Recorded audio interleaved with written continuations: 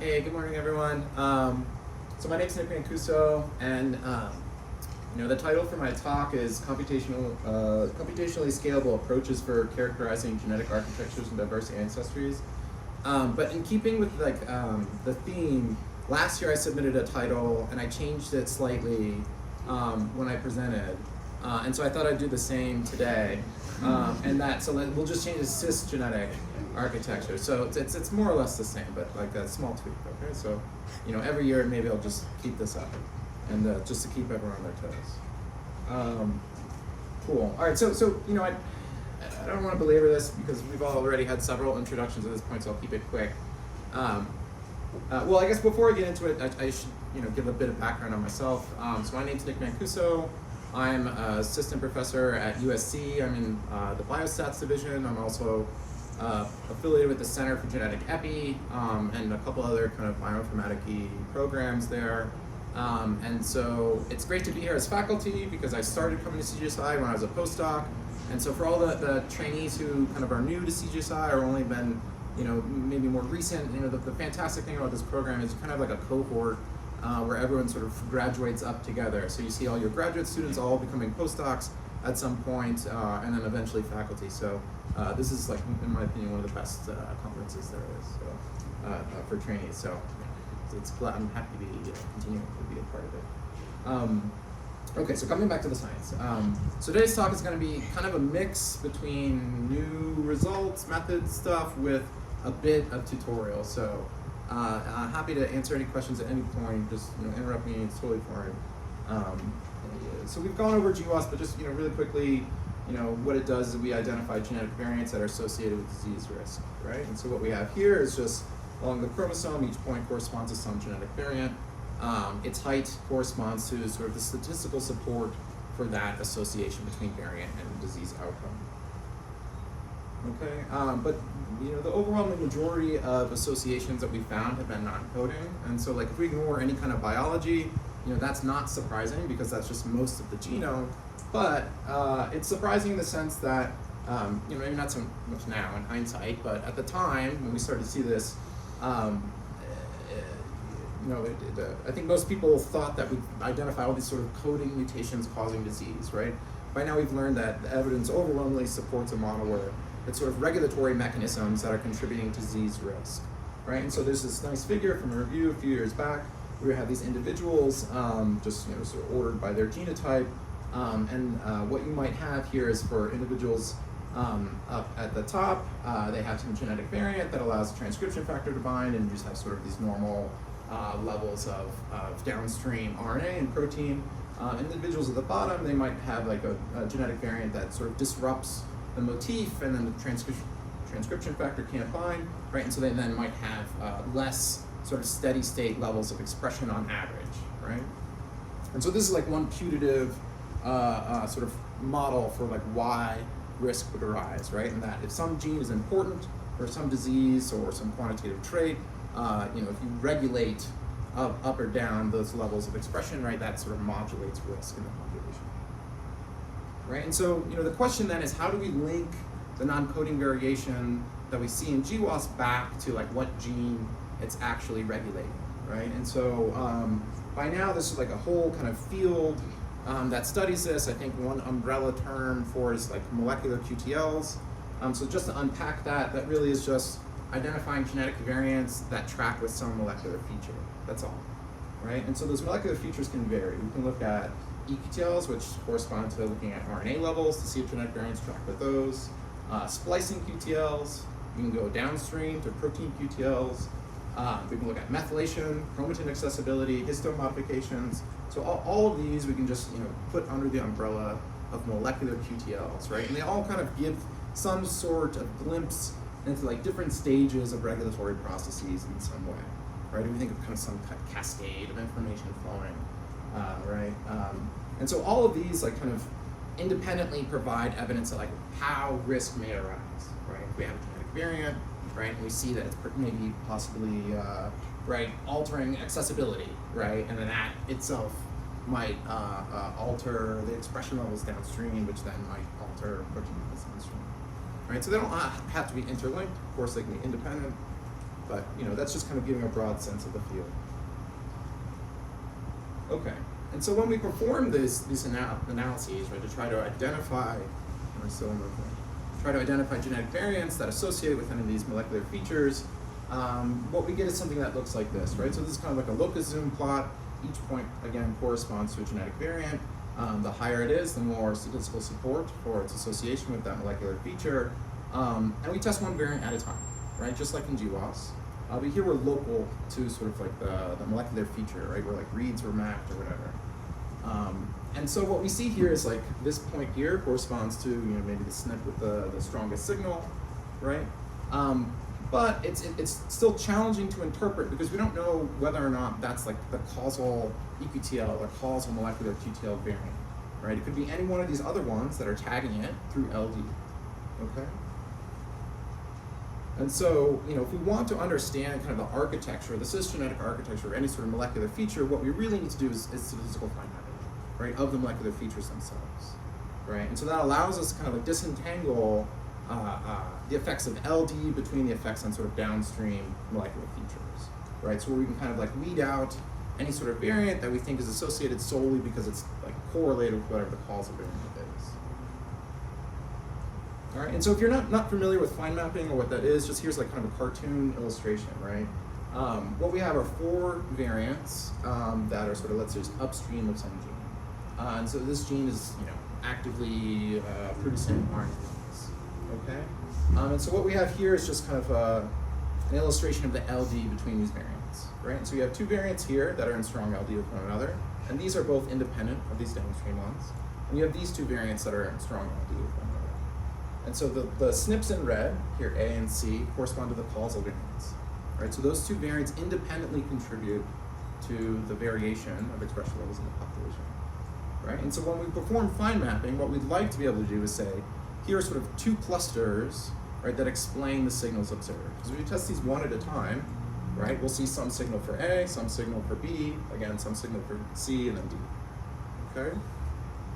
Right? And so ideally, if we had some algorithm, right, we just feed in this data, we say like, go ahead and fine map this. It should spit out something that gives us like an LD for cluster 1, an LD cluster 2, right, where it also comes along with like a posterior probability, typically, right? And so that posterior probability will be split between those 2 variants, right? If these are like extremely strong LD levels, like the coastal one, okay? Right, so that's kind of the goal, right? Okay, and so statistical fine mapping has been kind of like a standard tool in statistical genetics for a long time now. It's not a new concept, right? It's not like I'm saying like, oh, here's this brand new technique everyone should be aware of. It's been around for a while, and it's also been a default procedure in molecular QTL analysis for a while as well, right? And so here in GTEx, right, you can see just one example. Some gene has eQTL levels. Here are the SNPs that were identified through a marginal test. Right, and then there's a credible set that just got reported, right? So these top 3 SNPs, putatively explain some amount of posterior density, one of which is likely to be causal, provided the causal SNP is in the data. Question? Any questions? Okay, great. So now that we've already established, we want to understand disease mechanisms, we need to understand sort of molecular QTL mechanisms. To understand that, we need to do statistical fine mapping, right?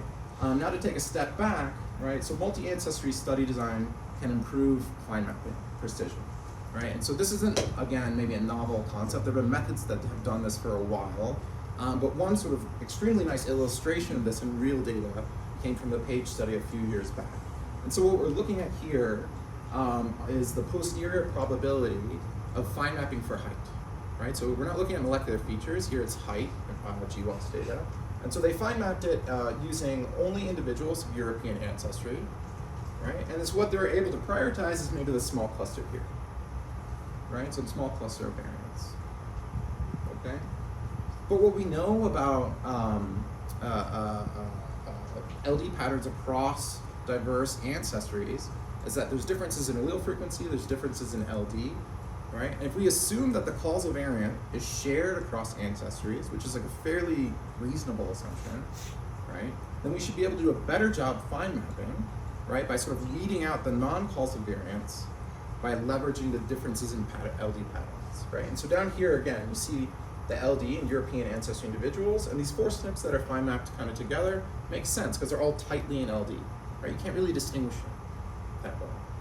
But if we look at African Americans or Hispanic Latino individuals, right, we start to see differences, right? They didn't have that same sort of block in terms of LD strength, right? And so now, if we perform multi-ancestry fine mapping, leveraging these differences in LD or all these LDs together, under the assumption that the causal variant is shared, you do a much, much better job about fine mapping, right? So here's like a single variant is prioritized, right, with extremely strong posterior probability, right? And so this is like, just in my opinion, an excellent demonstration of this fact, right? That you can do a much better job about prioritizing individual variants by leveraging differences in LD.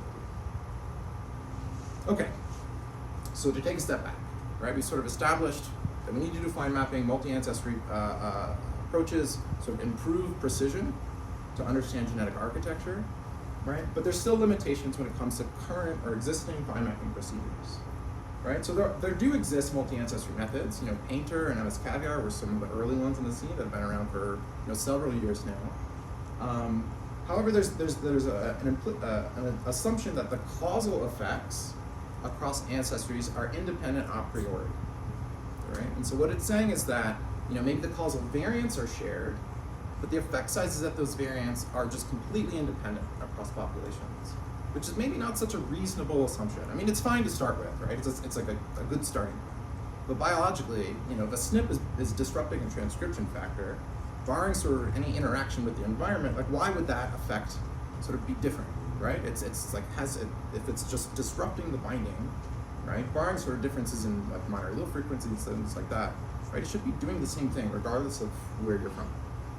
Okay, and so that should, let us think about that causal effects a priori should be correlated, right, across populations.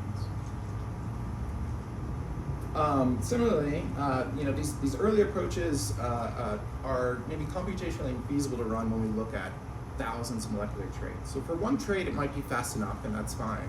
But in the molecular QTL scenario, we're often looking at like tens of thousands of features, right? We have like 20,000 genes to look at. If we're doing like, histone peaks, it might be even more, right? And so we want something that's extremely fast because we have like thousands and thousands of analyses we need to perform, right? For each one, we also have, thousands of SNPs, right? So we want something that's like just, screaming fast. So independent of these methods, there's this really nice approach called SUSY. It's a sum of single effects fine mapping model.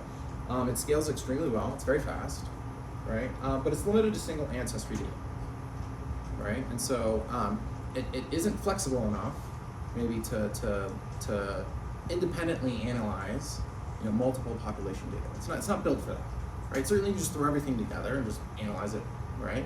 But there might be some model misspecification, right? And so, how do we address these limitations while keeping computational scalability? How are we doing out of time? About halfway. Oh, perfect. All right, so this is where we introduce a tool from my group that was developed by graduate student Zeyun, Lu, and so we call it SUSHI. It's a sum of shared single effects. Okay. And so here, just for illustration, suppose the molecular trait from 2 ancestry groups is GI, right? So GI, the I is indexing the ancestry, not the individual. Okay, and so that's a vector in each ancestry, and we just think of it's a linear combination of the genetic variants local to that molecular feature, right? Very straightforward assumption, right? Standard. Okay. Similar to SUSY, now what we say is that the effects, right? The effect vector itself within an ancestry group, right, is the sum of L effect vectors. Okay. So why is that, right? So what we're saying is that we can decompose this effect vector into the sum of L effect vectors, okay, where each of those L effect vectors are a scalar times sort of like a one-hot encoding vector, right? You can think of it as like an all-zero vector with a 1 somewhere in there, indicating what SNP is being selected, and then separate from that is the effect, okay? And then we have priors over the effects, and priors over how SNPs are selected.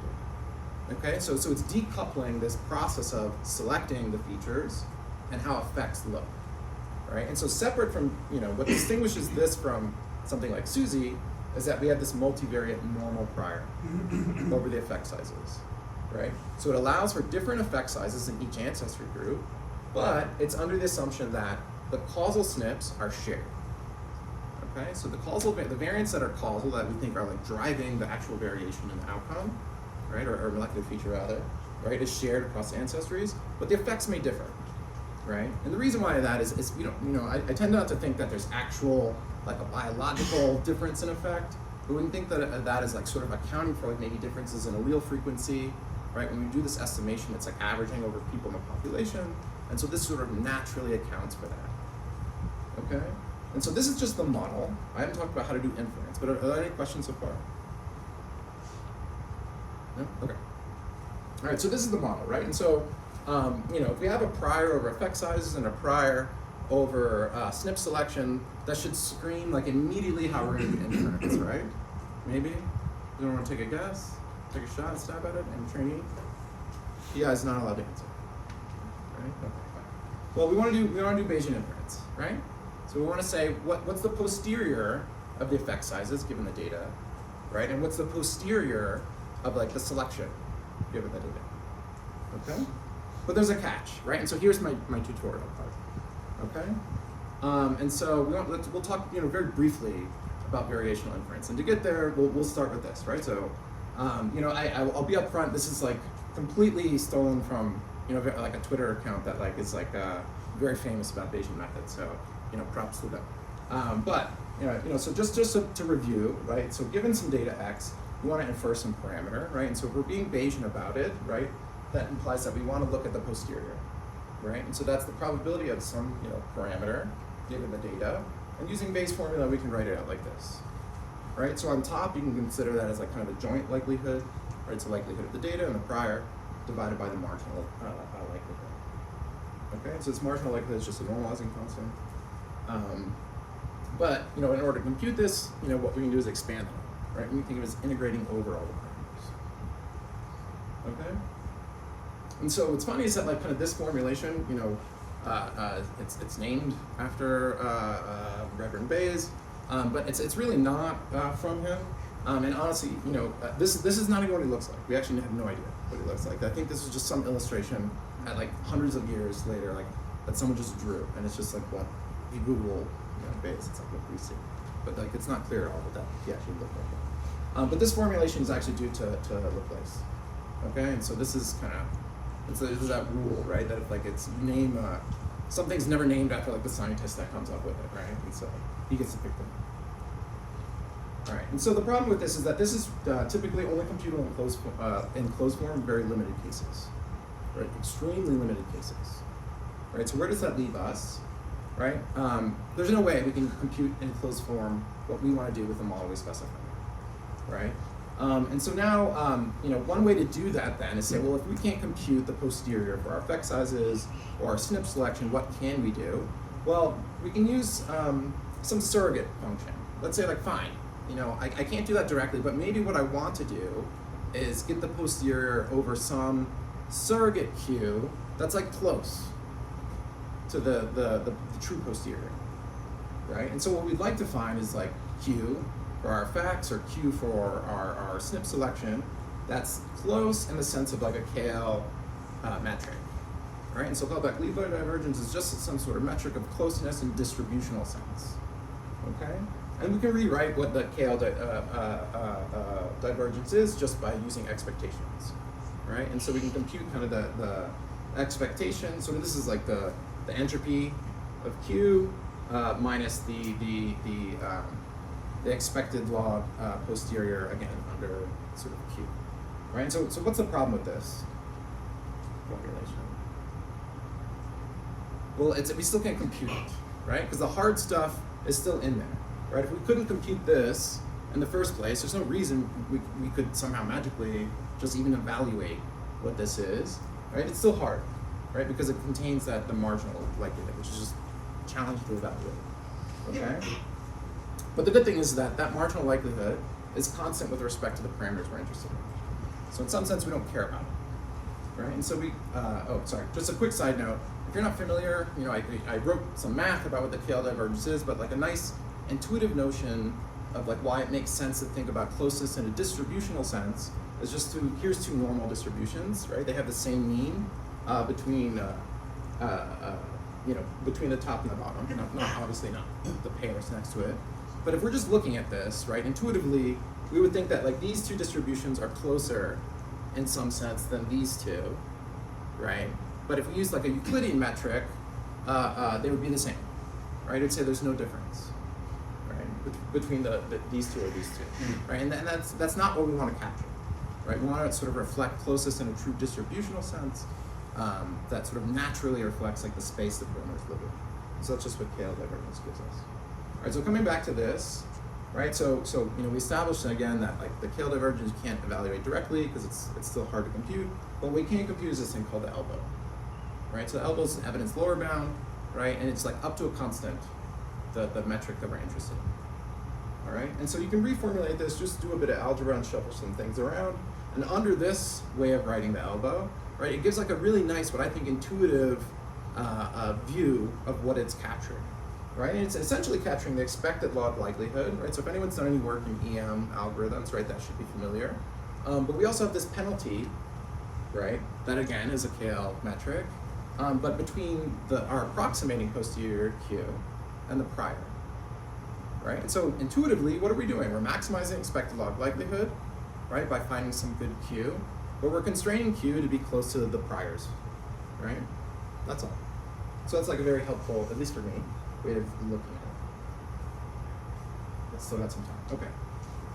All right. So if we have this nice metric, right, we want to find some Q that's close to a true posterior, and we just had some algorithm to do that. Wouldn't it just find the true posterior? Why wouldn't it? Right. Well, the search space is way too hard, and so we need to provide some sort of structural constraints.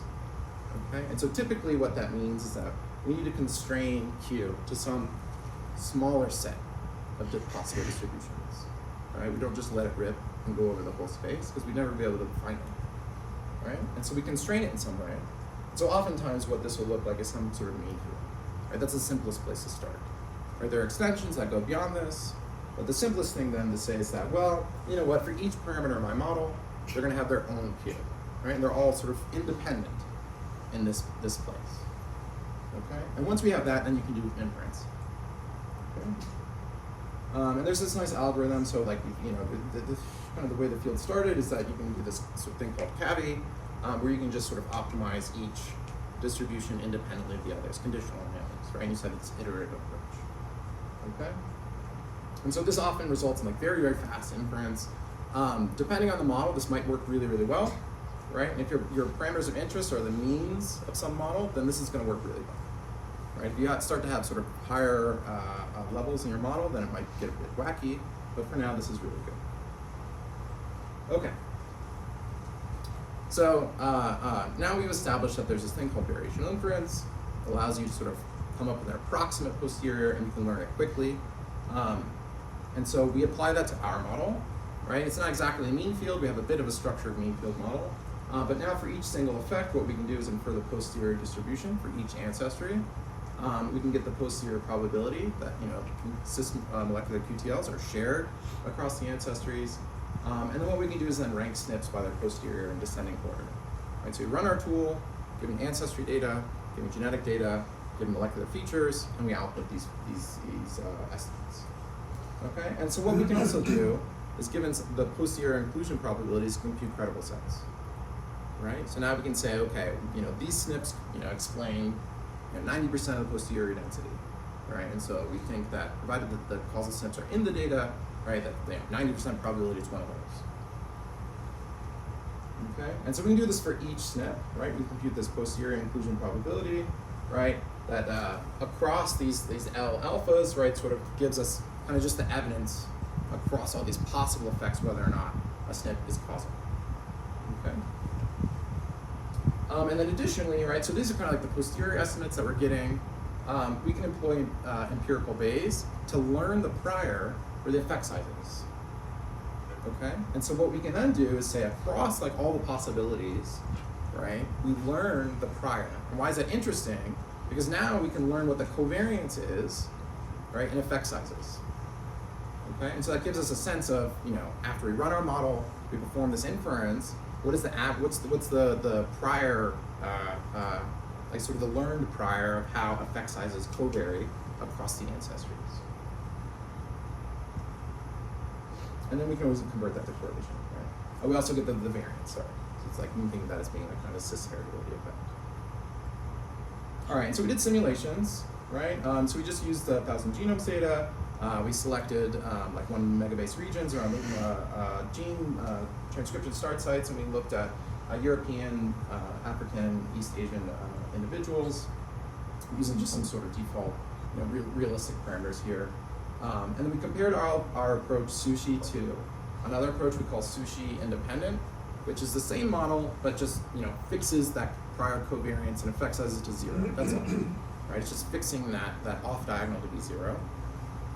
We also called something called meta-SUSY. We can think of running just SUSY for each ancestry independently and sort of meta-analyzing the results. And then something we call row-bind SUSY is where it's really just SUSY, just mash all the data together, just kind of forget anything about ancestry. Just have sort of genetic data on everyone, phenotypic data on everyone, and just run SUSY. Okay, and so those are the kind of baselines that we're comparing to. And so the metrics that we'll be looking at is just what's the PIP at the causal snaps, right? And as well as the credible set size for all these tools. Okay, last thing, sorry, forgot. Frequency that causal molecular QTLs are actually captured in a credible set. So that gives us a sense of calibration, right? If we report something in a credible set, and we say it's 90% posterior credible set, we would hope that on average it's capturing the causal variance of 90% of the time. Okay, so before getting into the comparison across tools, just want to reestablish like what we've seen in the literature by looking at the multi-ancestry design, right? And so here what we did is we fixed the total sample size, right?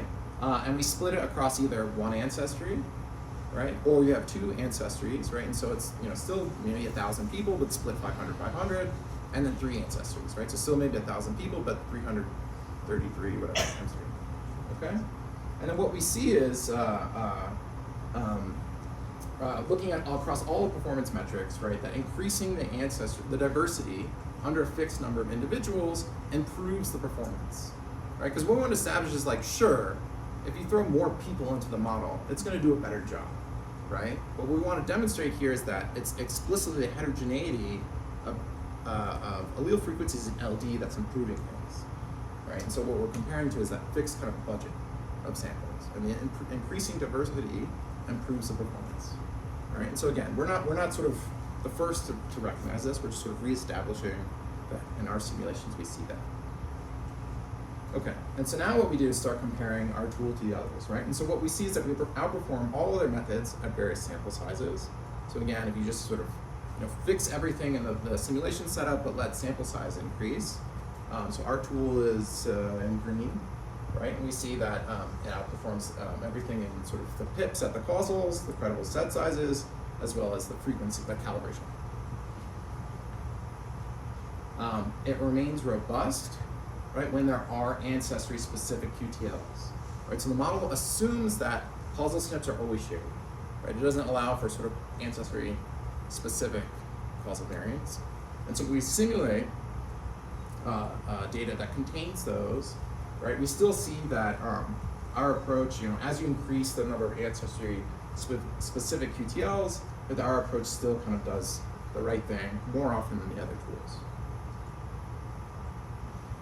Lastly, we want to see, okay, if we're claiming that we can estimate the prior covariances from our data, we want to see, does it actually do a good job at doing it? And so now what we're looking at is like across simulations, the true effect size correlation versus the inferred, right? And we split it in a couple of different ways, right? Because for each model, we say that there are L causal effects, so that should report L credible sets and L covariances that get learned. And if we look at across all the CSs reported, we get some, a deflation about what we should be capturing. But if we look at sort of the first identified effect for each simulation, then we get sort of unbiased estimates, right? And the reason here is that we also then look at just the second CS, right? And so what it means is that we're really just sort of really underestimating the covariance for the secondary effects.